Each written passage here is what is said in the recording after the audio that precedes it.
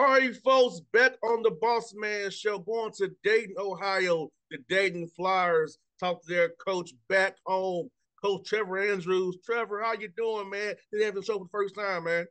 Yeah, awesome. Great to be here. Thanks for having me on. Anytime, anytime. I must ask you, man. How's it feel to be back at your alma mater, place where you've won that? You Dayton is you, and you're a Dayton man. And how's it been, man? Seeing people used to see back when you was there, but when you played there, man.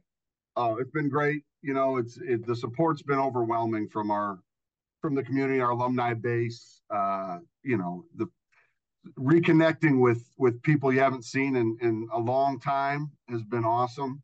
And it's hard to walk across the parking lot or or the grocery store without running into somebody that you're reconnecting with. So that part's been awesome.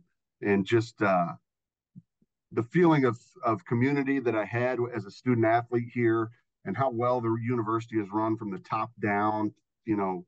I've always felt like everybody's pulling in the same direction here, and it was great to be back and experience that as a coach as opposed to a student athlete. So that's been awesome. Now, for you, how much has it changed since you were a player there to now? How much has Dayton Flyers changed in your Yeah, opinion?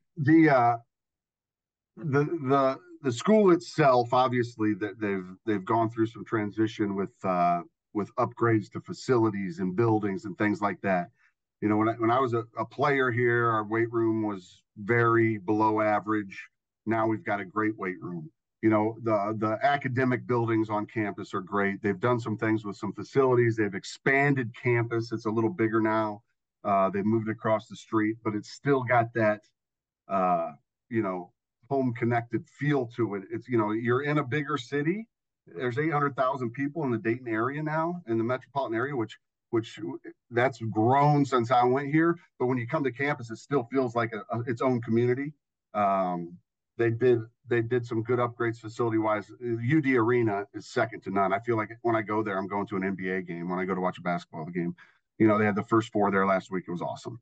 And then we've got new practice fields football wise. So a lot of those things have upgraded. The football office used to be tiny. Now we've expanded that a little bit. So we're doing some things like that.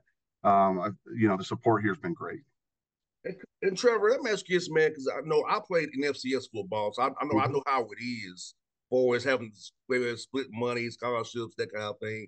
But you are in the Pioneer Football League, was kind of a grant and aid thing. So if you could Mm-hmm. explain that to the listeners here who are not well versed the way I am and you are about that, about how that works being grant and aid Yeah, yeah. scholarship. It's an interesting deal. It's FCS football kind of has different levels to it, and there's the fully funded 63 scholarships. FBS, there's 85 scholarships. So FCS, there's 63, but then there's leagues that don't have 63 scholarships. And it's kind of between D2 and FCS. And then the Pioneer League and the Ivy League are non-scholarship. The Patriot League used to be non-scholarship. They moved up to going scholarship now. So we're kind of like a little bit of a unicorn, I say, because it's it's it's a need-based financial aid model, but you've got the Division One backing behind it. So you go through the process with these recruits, and now I'm back to using FAFSAs to see what the federal government says their family can afford to pay for school, and then there's a whole process, and our league goes through. It's very thorough, but then we offer the package to them. But it's what any student would get to go here, and that's kind of what it is. But it's a little bit of a niche, and I didn't my first year recruiting like that in a long time. Wasn't really sure how it was going to go, but we got in here and we signed a massive recruiting class. I got hired on December 1st and met our team. Then they took their finals and rolled out for 3 weeks, so I wasn't around them. But I was able to hire a staff, get them in place, get them ready to recruit. We went through all the recruiting stuff, but we end up signing a recruiting class that usually you spend a year plus on in 2 months. And I'm excited with the results, but you always say you'll never know. I'll tell you in 2 years how our recruiting class is. No doubt. You never like I said, you never really know until you get them on the field. And Yeah, to get them on the field, how has spring practice been going for you guys? I know a lot of teams are getting going now. How's yeah, that been for you guys acclimate to your culture, how you do things, get them on the field, and kind of get a feel for what you have already before summertime comes? yeah, absolutely. Obviously, culture is a big thing for any Division I or any college program or high school program. That feeds the whole thing. And this is kind of a unique deal because I was the first person to interview for the head coaching job here since 1977. Wow. Okay. Put that in your mind for a second. It's always been all right. Rick Carter was the head coach. He moved on. Mike Kelly took over. Mike Kelly coached through '07. His defensive coordinator, Rick Chamberlain, took over. And then Coach Chamberlain retired. Coach Chamberlain went to school here, stayed as a GA, became a position coach, became a coordinator, became a head coach, and then retired. He was here 50 straight years, never left. So I'm taking over a program that's been in awesome hands since 1977. And the culture has been built since the 80s, and that's I was a part of that. I want to continue a lot of the things that we've done. And it's always been a great senior leadership and player-led program. So for me, that was all right. That's a big piece that while you still have to focus on it, there's an unbelievable foundation. And then so now I can focus on all right, what are our players, and as you come in as a head coach for the first time with a lot of new staff members, right? You want to make sure that you give everybody a fair evaluation. And I love doing that in the spring anyway, getting reps to a lot of guys. Let's see what they can do. You're not just getting your ones and twos ready to play a game anymore. Let's see what our young guys can do. I always felt like spring football is when the young guys you can really start coaching some of those guys that maybe are redshirted or maybe that didn't see the field too much. And the growth really, really can take place in spring ball. You got a day in between practices, so you can watch the film, you can meet on it with them, you can really take the mental approach to it in those off days from the field while you're still doing your lifts. And I just feel like you're able to grow. So getting those guys out there, I think we're practice. We have 6 down, so we're coming up on the halfway mark here for our spring ball practice sessions. Our spring game will be on the April 2nd, so that'll be on Sunday, and then just between now and then, it's like these first 4 days or first 6 practices, we really, hey, let's get it's all new language for them. We're putting in new offense, new defense, new special teams. So I always tell everybody it's like learning a foreign language. You got that right. The same word. I always use some guys use spill as a defensive player or box, but somebody else may call it pry and cage. It's just a translation. So you're going through the translation of everything, but getting them acclimated to that, getting them acclimated to how we want them to practice, because it's a total different style now of how we're doing it. So the guys on our team have been awesome. That they want to be coached, which is great, right? They want to be coached. They want to work hard. They've got a whole new set of coaches they need to impress. So everything's going good now, and the support from the administration has been great. I keep telling everybody, now listen, guys, we haven't played a football game yet. We just got to win some football games too, or it's going away now. So, but yeah, it's been great. Nah, you're right about that language. I know, even I played college at Tennessee State. Yeah. We had a new coordinator. It used to be 22 was 2-man. He came, the new guy came, it was blue, was 2-man. So there was a different language. We used to hearing something the whole time. Oh, 22 is 2-man. No, blue is 2-man now, not 22 anymore. Exactly. And then multiply that by 50, right? Or 100, because it's all those different words. So that's crazy. And so you're basically a foreign language teacher for the first few weeks. And then they think like you did, right? They're thinking, all right, blue means 22. Now, and so you're translating your head. You've got to eliminate the thinking, right? If you think, you think. Because if you're thinking when everything's going a million miles an hour, you're going to struggle. So we've got to get the thinking part out of it. So that's why we're fortunate to have these spring practices. And And now that we're able to do some walkthroughs with some different things now that we didn't used to be able to do, that's been great. No doubt. And you know what? Coach Anthony says, man, Mike Rose knows this, but my dad was a coach too. He's 83 years old. My dad still jots down plays. I watched a game with my father, XFL. Is that what's that, son? Dad, I know it's inside zone. You gotta ask me. I know. He still quizzes me. So my question to you is, what makes you want to become a coach? I know for me, I saw my father. I was like, nah, I kind of want to be around the radio side of things. But Yeah. what got you want to be a coach? Yeah. No, my dad was a coach, high school coach, right? And so, Mike and I were together. We were young coaches, and we thought we knew everything, back in the Randolph Macon days. Then you find out pretty shortly there's a lot of guys that know a lot more ball than you do. My dad was a coach. My brother's a high school coach in our hometown.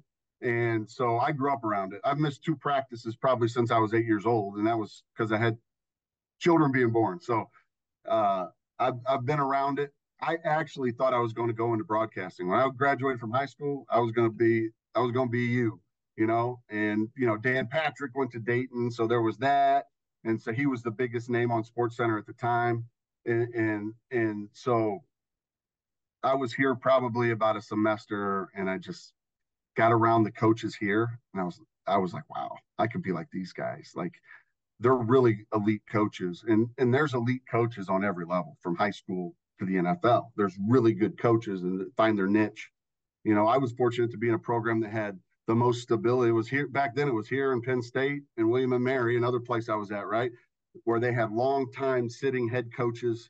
Um, my favorite part about the recruiting process became not when you recruit a kid, not when they play for you, but it's 5 years after they play for you when they come back and bring their families.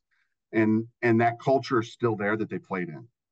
I love that about it. And this is a place where I can do that, and I've always valued that. When I was 23 years old, I didn't even think about that stuff. But as I stayed at William and Mary for a long time, I got to figure that out, and I learned from some great guys, great head coaches over the years, and there's Dayton's a place where you can still do that in this era of NIL and transfer portal. I can still do the job like it was originally intended, and I use the word all the time. It's really refreshing.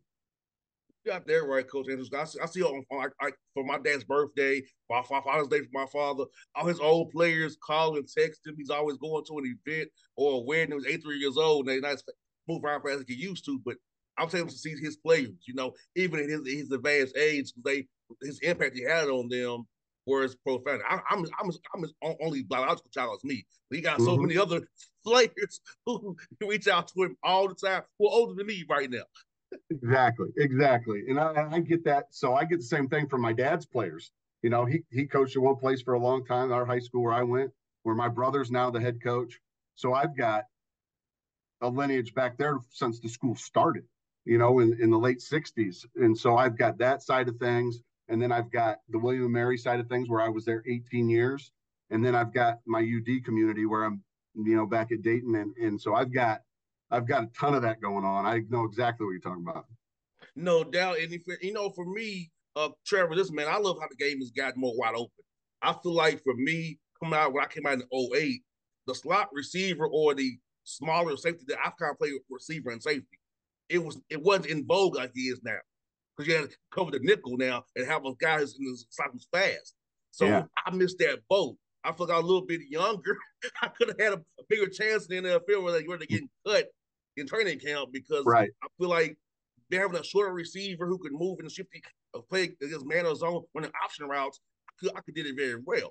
But Right. hey, it was before my time, before Wes Welker and Amendola, those guys made it popular now. Dude, and I run into this all the time. I run into a linebackers, right? You used to have a big, stiff linebacker that played tackle to tackle downhill and was a dude, right?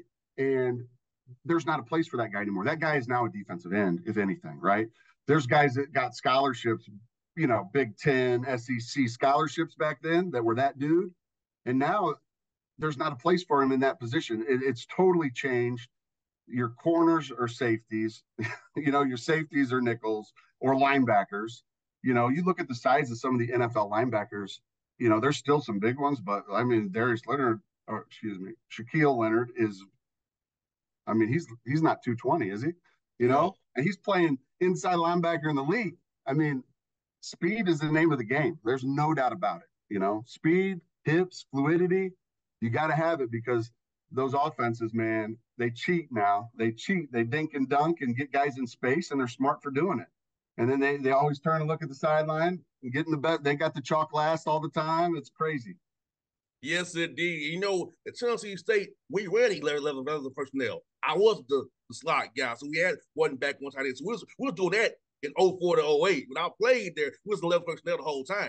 So it's like, so for me, it's like, it was kind of ahead of the game with Coach Parker. We played 11 personnel the whole time. Sometimes Yeah. we went four wide, playing 10, So it was so I had fun there. We would do dummy motion to see if you were man zone to declare. That was fun to me. And Yeah. my father hated it. He was always old school. He wants to have two backs, pro set, strong, weak. And dad, he hates it, but I said, this is where it's going. And I think I was right about it back then when I told him it was going this way. Yeah. I mean, as much points as those early spread teams, the run and gun, they were putting points up and it evolves. It comes back to things. I'm starting to see two back stuff again. And basically they're getting to two back with the second tight end and they just move them off the ball and do all the same plays. Defenses caught up to it. So now the defenses got smaller and faster. So now the offense, well, let's put another tight end in. Let's get bigger. 12 personnel on you now. They're going 12 and they're running power. They're running counter. Or 13 even. Yeah, no doubt. Because these tight ends can be receivers now. That's the beauty, right? If you got those hybrid tight ends, what are you calling on defense? It limits what you can do. You got two tight ends. They might be in a 12 personnel set running power and counter, or they could be in a 10 personnel set dinking and dunking with a jet motion. With the same group. I'm sure Peyton Manning made a living off of it, right? So yes, Dallas Clark. I mean, who knows? Those guys are highly sought after. Those big tight ends that can do it all at every level, from high school to the NFL. And we have Pitts here in Atlanta and Jonnu Smith gets traded down here. So we got two with the Falcons here who we just get into personnel and play off of that. Because okay, we split you out wide. Now we're in 10. What you gonna do there? There's slow linebackers on the field now. Like you say, it's such a matchup there for these hybrids who can run. It's like basketball, right? Get your matchups, and you can see it in the scores of the games. Like teams, it's about matchups. Like you don't match up well with a team, you're gonna get exposed, and you see it every week with some scores that catch you. Man, I thought that was going to be closer when you look at the records, right? It wasn't a good matchup, and you got to show up every week. You got to be ready to play, or you're going to get blasted. This is college football. We take it seriously. You got that right. And you know what? What's fun about football for me, Trevor, it's just the ultimate team sport, man. And for me, football taught me about people, man, because playing football, man, I learned about different backgrounds, different cultures, man, about how football connects us all together. You learn about each other. And we go on football. It's not about what's going on. It's about us winning the game together, represent that name in front of the jersey, man. So I love the game of football so much, man. Dude, I say this to everybody that comes through the door here. What if the rest of the world was run like a well-run college football team? What a great place it would be to live. You've got people coming from all different backgrounds, all different upbringings, right? And you can bring those guys together and get them all on the same page and compete for a championship. Like the number of different factors we deal with on a daily basis. I mean, you're putting 110, 120 guys together in a room and you can get them to work together towards achieving a goal, man, and I love the fact that you can get a diverse team, kids from everywhere, and get them to work for something and get them to have fun doing it. That's the bottom line. Let's compete our butts off, but let's have a great time. And it becomes a brotherhood. And those bonds, your college teammates, right? I mean, you're boys for life. Yes. I mean, you can pick up the phone right now. You have the blood, sweat, and tears invested. Those guys will be there for you today, right? Just like that. And there's not a lot of things in the world that have that many people that could do that. Basketball, you got 12 to 15 guys, right? Shoot, D1 basketball's got more coaches now than they got players. So Yes. I mean, it's crazy. So, every player's got their own personal guy watching them. I feel like you watch those coaches. I watch the first four here, and the players run in, and there's just that many support staff walking off. Yes. Crazy, right? And I'm like, you all are in lower D1. How are you affording this? This is going through my head. I'm like, so I know in my school, they can't afford it in my school. I know that for sure. Yeah, like they got everybody wants to be a coach now. Everybody wants to coach until the day after the game. They don't. Except me. I knew early, coach. I knew early. It's not for me because look here. I'm too competitive. I will. You see, you all have more that patience than I do. If I show you how to run a play a few times, I'm like, you should know it by that because I'm wired where you show me something 1 2 times, I got it. Yeah. But players aren't wired that some of them need more reps than that. And I know I couldn't be a coach. I don't get impatient too fast. Yeah. Everybody learns differently, right? And you're dealing with kids that have learning disabilities or they learn differently. You've got to find as a good football coach, well, especially the position coaches, right? They got to find out what each player, what makes them go and help them reach their potential. Because it's going to be different. You're going to have guys like you that got it, right? You're going to have guys we call rep guys that need more reps. You're going to have guys that need to experience it, then watch themselves do it on film. And then you show a clip of maybe that same play that someone in the NFL did or something like that.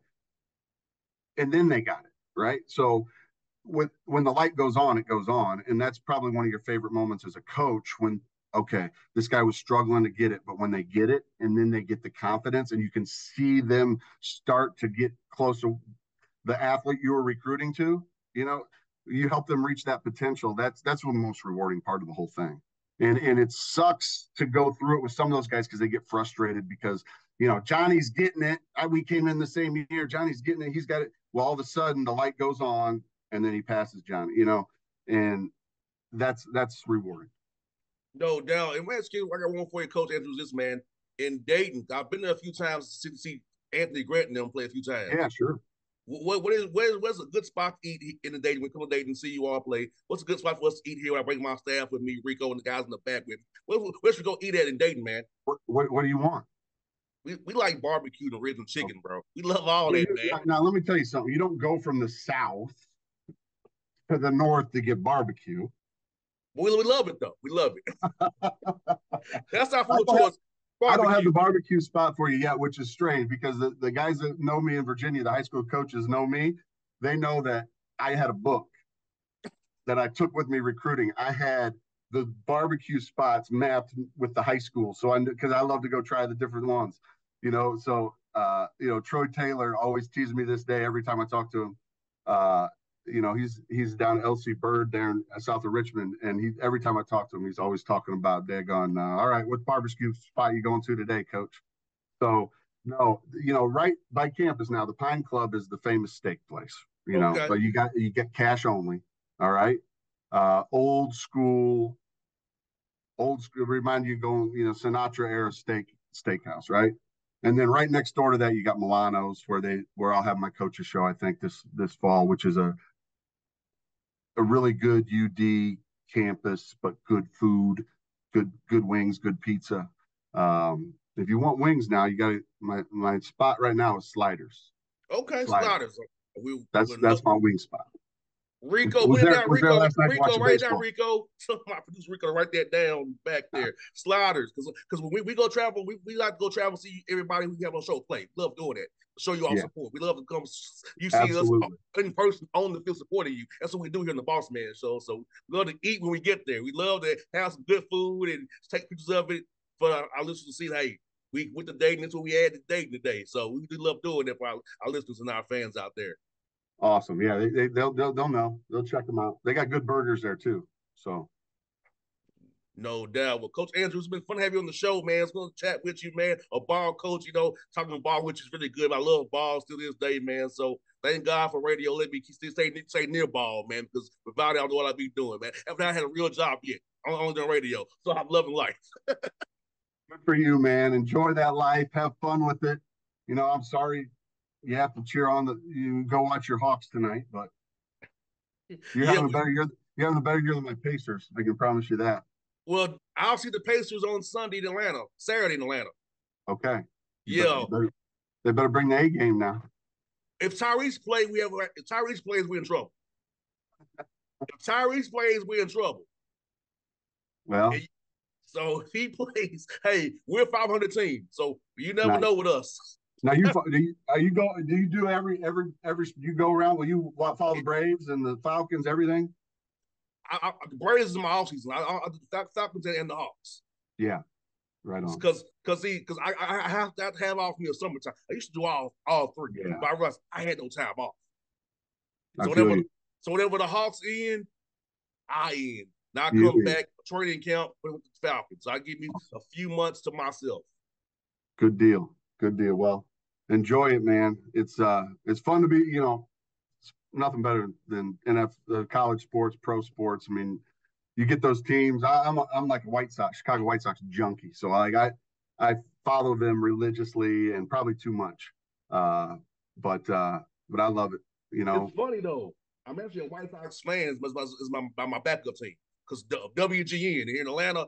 Grew up, Yeah. I had the Braves on TBS. I had WGN watching the Cubs and White Sox. Yeah. I chose the White Sox over the Cubs. So the White Sox actually because of WGN, my Yeah. backup team.